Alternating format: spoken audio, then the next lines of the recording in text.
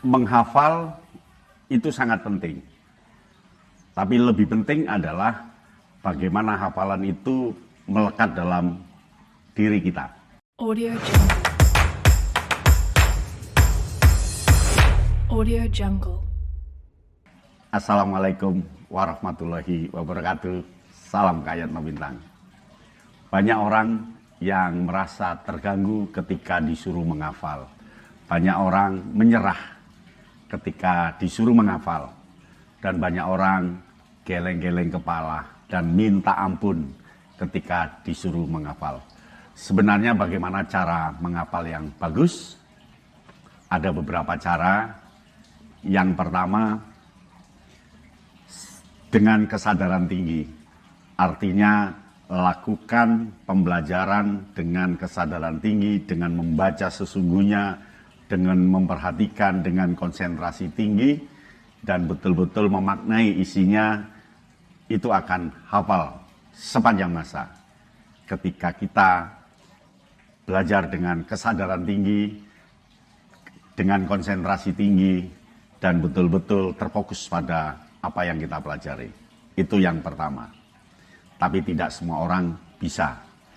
Kalau memang tidak bisa, yang kedua. Cara menghafal yang kedua adalah hubungan kata atau istilahnya jembatan keledai. Susunlah kata-kata yang mau dihafal menjadi sebuah singkatan atau akronim yang mudah dihafalkan. Contoh, ketika seorang pramuka menghafalkan dasa dharma, dia pasti membuat singkatan Taci Paparera Hiberdesu.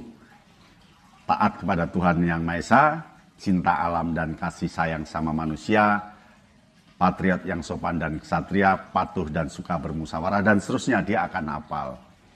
Contoh lagi, buatlah singkatan di awal kata. Umpama kota-kota besar di Indonesia, Anda bisa membuat singkatan JSM, Jakarta, Surabaya, Medan. Urutan pertama Jakarta, kedua Surabaya, ketiga Medan. Jadi buatlah jembatan keledai atau singkatan dari awal kata atau sebuah akronim yang bisa dengan mudah Anda lakukan dan dengan mudah diingat. Itu yang kedua. Nah, yang ketiga, menghafal itu membandingkan. Jadi ketika mata pelajaran tertentu, coba Anda bandingkan, Anda asosiasikan dengan kenyataan yang ada. Contoh, ketika kita belajar sistem ekonomi, bandingkan dengan tukang rujak atau bakul rujak atau penjual rujak.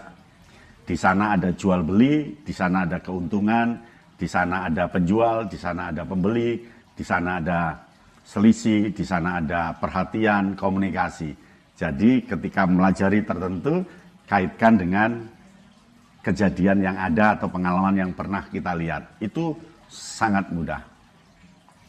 Nah, yang keempat, kita melakukan langsung dengan menuliskan kembali.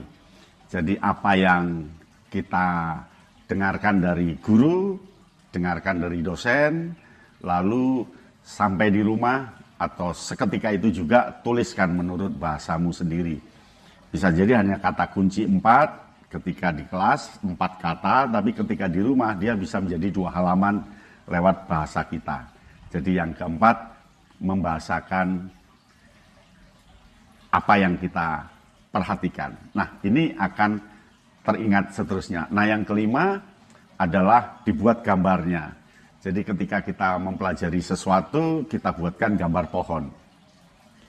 Ketika kita melihat gambar pohon, kita akan ingat mata pelajaran itu. Itu yang kelima. Ya, yang kelima, gambarkan dengan sesuatu. Gambarkan dengan jelas, tetapi gambarnya jangan sama. Kalau sama kita akan membingungkan kita. Umpama perahu itu untuk konsep demokrasi di Indonesia. Atau pohon kelapa itu untuk konsep bagian-bagian. Dan seterusnya.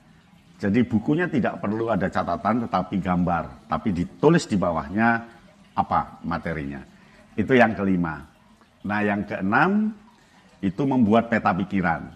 Buatlah peta pikiran, konsep umumnya dulu, baru bagian-bagiannya. Bagian-bagian itu bisa terkait dengan struktur, pengertiannya, prinsipnya, bentuknya, jenisnya, manfaatnya, sampai turun ke tingkat berapa begitu, buatkan sebuah peta pikiran.